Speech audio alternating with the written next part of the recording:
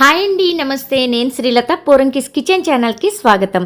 ఈరోజు మన పోరంకిస్ కిచెన్లో మన టెర్రస్ గార్డెన్లో పండిన గోరు చిక్కుడుతో మంచి కర్రీ అయితే ప్రిపేర్ చేసుకుందామండి. ఈ గోరు చిక్కుడు చాలా లేతగా ఎంత బాగున్నాయి అనమాట. మనం ఆర్గానిక్గా పండించుకున్నాం కాబట్టి వీటితో నేను ఒక మంచి కర్రీ అయితే ప్రిపేర్ చేసి చూపిస్తాను. ఈ గోరు చిక్కుడు మన కిడ్నీస్కి చాలా మంచిదండి. గోరు చిక్కుడు రెగ్యులర్గా మనం ఆహారంలో చేర్చుకుంటూ ఉంటే షుగర్ లెవెల్స్ కూడా కంట్రోల్లో ఉంటాయి. అంతేకాదు కాన్స్టిపేషన్ సమస్య పోతుంది. వీక్లీ ట్వైస్ అయినా సరే గోరు చిక్కుడు కానీ ఏదైనా సరే బీన్స్ కానీ చిక్కుడు జాతికి సంబంధించినవి తింటూ ఉంటే హెల్త్కి చాలా మంచిదని డాక్టర్స్ చెప్తున్నారు కదా. అయితే ఈరోజైతే మనం గోరు చిక్కుడు వెల్లుల్లి కారం ప్రిపేర్ చేసుకుందామండి. దీనికోసం నేను 1/2 kg గోరు చిక్కుడు తీసుకున్నాను. చాలా లేతగా ఉన్నాయి కాబట్టి ఇలా ఎరిచేస్తున్నాను. నార ఎక్కడన్నా ఉంటే ఇలా తీసేసుకోండి. ఎక్కువ నార లేదు, నాకైతే రావట్లేదు, అందుకే నేను చేతితో విరిచేసాను. మీకు కొంచెం ముదురుగా అనిపిస్తే చాక్తో కట్ చేసుకోండి. ఇక్కడైతే నేను 1/2 kg గోరు చిక్కుడుతో గోరు చిక్కుడు వెల్లుల్లి కారం అనే రెసిపీ నేను ప్రిపేర్ చేస్తున్నాను. ఈ రెసిపీ అయితే చాలా బాగుంటుందండి. అంతేకాదు హెల్త్కి ఎంతో మంచిదని చెప్పాను కదా. టేస్ట్ అయితే అద్దిరిపోతుంది. పిల్లలు పెద్దవాళ్ళు కూడా చాలా ఇష్టంగా తింటారు. రసం పప్పుచారు పెట్టుకున్నప్పుడు ఈ రెసిపీ ప్రిపేర్ చేసుకుంటే చాలా బాగుంటుంది. అంతేకాదు కలర్ఫుల్గా ఉంటుంది. స్మెల్ అయితే అదిరిపోతుంది. ఆ స్మెల్కి తినాలనిపిస్తుంది అనమాట. మా పాప అయితే లంచ్ బాక్స్ రెసిపీగా కూడా తీసుకెళ్తుందండి. ఒక్క మెతుకు కూడా అన్నం వదల్చకుండా తీసుకొస్తుంది. పిల్లలు, నేను చెప్తున్నాను, ఈ చిక్కుడు పిల్లలు తినడానికి ఇష్టపడరు. ఇలాంటి రెసిపీస్ చేసి పెడుతుంటే వాళ్ళు ఖచ్చితంగా ఇష్టపడతారండి. చిక్కుడు టేస్టే తెలియదు అనమాట. కొంతమందికి ఆ టేస్ట్ నచ్చదు కదా, అది తెలియకుండా వాళ్ళు తినేస్తారు. మరండి ప్రిపేర్ చేసుకుందాం. 1/2 kg గోరు చిక్కుడిని నేను చక్కగా ఇలా తీసి నార ముక్కలుగా కట్ చేసి పెట్టేసుకున్నాను. కుక్కర్ తీసుకొని కుక్కర్లో ఈ ముక్కలన్నీ వేసేస్తున్నాను. హై ఫ్లేమ్లో ఒక్క విజిల్ రానిస్తే సరిపోతుందండి. ఈ ముక్కలన్నీ వేసుకుని అడుగున 4-5 స్పూన్లంత వాటర్ వేసుకుంటే చాలన్నమాట. పైనుంచి వేసుకుంటే చాలు. 4-5 స్పూన్లు అంటే నేను చాలా చిన్న టీ గ్లాస్తో 1/2 గ్లాస్ వాటర్ వేస్తున్నాను. ఇది వేసిన తర్వాత ఒక చిటికెడు ఉప్పు అయితే వేసుకోండి మర్చిపోకుండా. నేను మర్చిపోయాను వేయడం, ఆ క్లిప్ మిస్ అయింది. ఇప్పుడు మూత పెట్టి ఒక్క విజిల్ రానిస్తే సరిపోతుంది. హై ఫ్లేమ్లో ఒక్క విజిల్ వచ్చిందండి, చాలు. నేను స్టవ్ అయితే ఆఫ్ చేసేస్తున్నాను. 1 కంటే ఎక్కువ విజిల్స్ వస్తే మాత్రం ముక్క మెత్తబడిపోయి ఈ కర్రీకి బాగుండదు అనమాట. అందువల్ల హై ఫ్లేమ్లో ఒక్క విజిల్ వస్తే సరిపోతుంది. ఇప్పుడు ప్రెజర్ అంతా పోయిన తర్వాత మూత తీసి చూపిస్తున్నాను చూడండి. హై ఫ్లేమ్లో ఒక్క విజిల్ వచ్చినంత మాత్రం అడుగున మాడదండి. చాలా ఫాస్ట్గా విజిల్ వస్తుంది. ముక్క అయితే ఇలా గట్టిగానే ఉంటుంది, కానీ కుక్ అయిపోయి ఉంటుంది.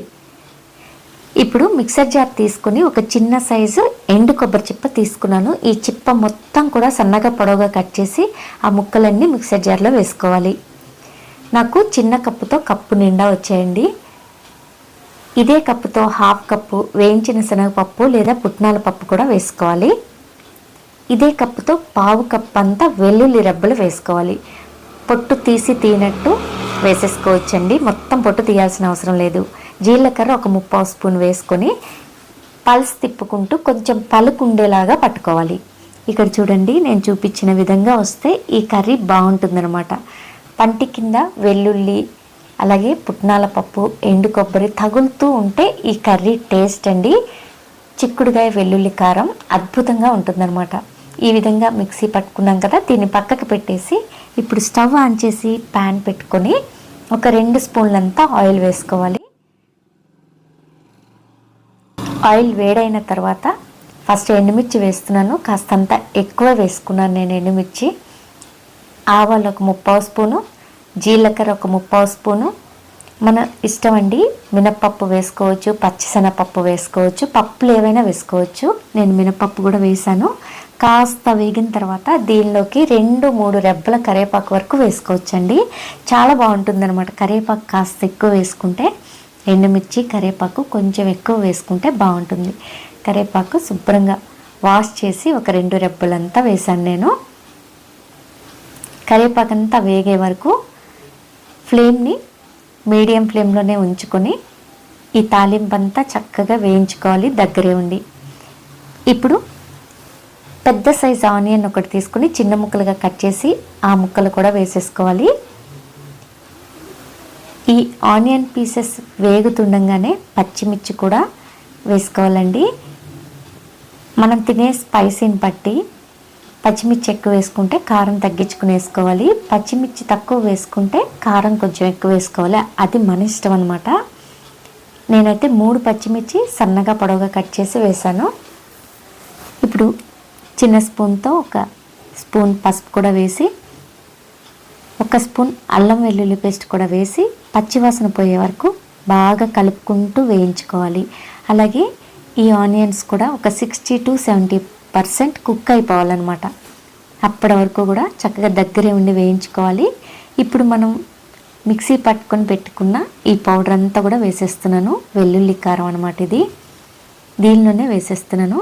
అయితే మీరు మిక్సీ పట్టుకునేటప్పుడే కావాలంటే కారం కూడా యాడ్ చేసుకొని పట్టేసుకోవచ్చు, లేదంటే కర్రీలో అయినా కారం వేసుకోవచ్చు, ఎట్లయినా చేయొచ్చు. నేనైతే కారం వేయలేదు కదా. ఇప్పుడు ఈ పౌడర్ అంతా కూడా ఈ తాలింపులో బాగా వేగాలన్నమాట. వేగితే బాగుంటుంది. ఒక 2-3 నిమిషాలైనా సరే వేగాలి. ఇలా వేగిన తర్వాత దీనిలోకి రుచికి సరిపడా, కర్రీకి మొత్తానికి రుచికి సరిపడా సాల్ట్ వేసుకోవాలి. నేను చెప్పాను కదండి, స్టార్టింగ్లో మనం కుక్కర్లో వేసేటప్పుడే ముక్కల్లో కాస్తంత ఉప్పు వేసుకోవాలి, ముక్కలకి ఉప్పు పడుతుందన్నమాట. తర్వాత మిగిలింది ఇప్పుడు వేసుకోవాలి. అప్పుడు నేను మర్చిపోయాను. ఇప్పుడు రుచికి తగ్గట్టు ఉప్పు కారం వేసేసుకున్నాను నేను. ఇవన్నీ కూడా బాగా కలిసేలాగా కలుపుకోవాలి. ఇప్పుడు ఈ పౌడర్కి ఉప్పు కారం అంతా కూడా బాగా పట్టుకోవాలన్నమాట. మనం ఇలా వేయిస్తున్నప్పుడే చక్కగా పట్టుకుంటుంది, ఆ టేస్టే డిఫరెంట్గా ఉంటుంది. చూడండి, ఇప్పుడు మనం ఉడికించి పెట్టుకున్న చిక్కుడుగాయ ముక్కలు, ఇందులో ఒక్క చుక్క కూడా వాటర్ ఉండదండి. ఎందుకంటే మనం జస్ట్ 3-4 స్పూన్స్ వాటర్ వేసాం, హై ఫ్లేమ్లో విజిల్ రానిచ్చాం కాబట్టి వాటర్ అనేది ఉండదనమాట. మనకి ఎటువంటి హెల్త్ బెనిఫిట్స్ మనం లాస్ అవ్వము. ఇలా ప్యాన్ని ఎగరేస్తూ మిక్స్ చేసుకోవడం వలన ఫ్లేవర్స్ అన్నీ కూడా ఈ ముక్కలకి బాగా పట్టుకుంటాయి, పౌడర్స్ అన్నీ కూడా ఈ చిక్కుడుగాయ ముక్కలకి బాగా పట్టుకుంటాయి అన్నమాట. ఇప్పుడు ఒక 2 నిమిషాల పాటు ఇలా కలుపుకుంటూ వేయించుకోవాలి మీడియం ఫ్లేమ్లో. అప్పుడు వెల్లుల్లి కారం చక్కగా వేగిపోతుంది, ఈ ముక్కలు కూడా కాస్త లైట్గా ఆయిల్లో వేగినట్లు అవుతాయి అన్నమాట. ఇప్పుడు అన్ని ఫ్లేవర్స్ ఈ ముక్కలకు పట్టుకొని చక్కటి కర్రీ అయితే రెడీ అయిపోయింది. ఫైనల్గా మరి కాస్త కొత్తిమీర తీసుకొని పైన చల్లుకొని బాగా మిక్స్ చేసుకొని సర్వింగ్ బౌల్లోకి తీసుకోవడమేనండి. మరి చూసారు కదా, నా స్టైల్లో గోరుచిక్కుడు వెల్లుల్లి కారం చాలా బాగుంటుంది. పిల్లలు చాలామంది చిక్కుడు అంటే ఆ ఫ్లేవర్నే నచ్చరండి, అంతెందుకు నాకే ఇష్టం ఉండదనమాట. కానీ చాలా హెల్త్ బెనిఫిట్స్ ఉన్న ఈ చిక్కుడు తినాలంటే ఇలా వెరైటీగా చేసుకుంటే ఖచ్చితంగా ఒక కప్పుడు చిక్కుడుగాయ కర్రీ అయితే పిల్లలైనా పెద్దవాళ్ళైనా ఖచ్చితంగా తింటారనమాట. మరి ట్రై చేయండి, నచ్చితే నా స్టైల్లో మీకు ఎలా వచ్చిందనేది కామెంట్ రూపంలో నాకు తెలియజేయడం మాత్రం మర్చిపోవద్దు. మరి ఈ వీడియో కనుక మీకు నచ్చితే పోరంకిస్ కిచెన్ ఛానల్ని సబ్స్క్రైబ్ చేసుకోండి, ఒక లైక్ ఇవ్వండి. ఈ లింకుని మీకు తెలిసిన మిత్రులకి శ్రేయోభిలాషులకి తప్పకుండా షేర్ చేయడానికి ప్రయత్నించి సపోర్ట్ చేయండి. Thanks for watching. నమస్తే.